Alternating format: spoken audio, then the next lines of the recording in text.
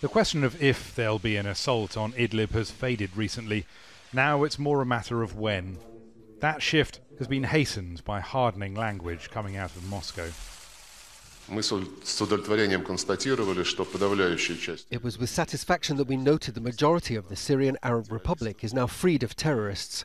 What we need now is to wipe out those terrorist groups which persist, particularly in the de-escalation zone in Idlib. Sergei Lavrov was meeting his Syrian counterpart Walid al-Mualem in the Russian capital.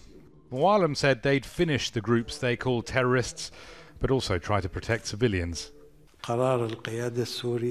The decision of the Syrian leadership is to fight al-Nusra Front, whatever the sacrifices are. We are ready to exert every possible effort not to harm civilians.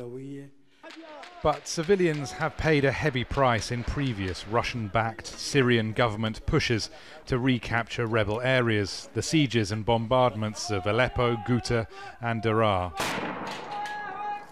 Turkey is urging Russia to take more care to avoid a humanitarian catastrophe.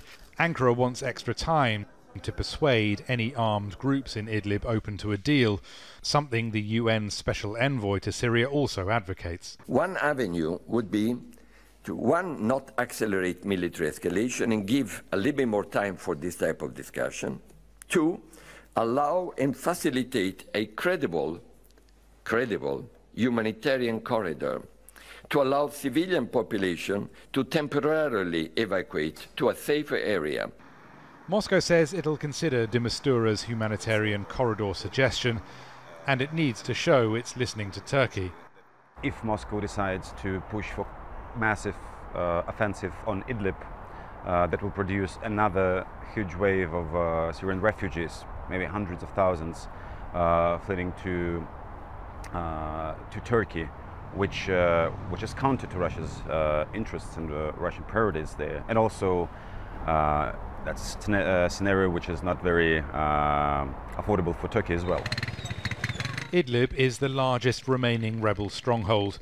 If the Syrian government takes it, Damascus will claim the war is effectively over and that it's won. But there are an estimated 3 million people trapped there, 10,000 of which the UN estimates to be Nusra or Al-Qaeda linked fighters. And the severity of the onslaught that they all receive depends largely on how much force the Russian and Syrian militaries are willing to use.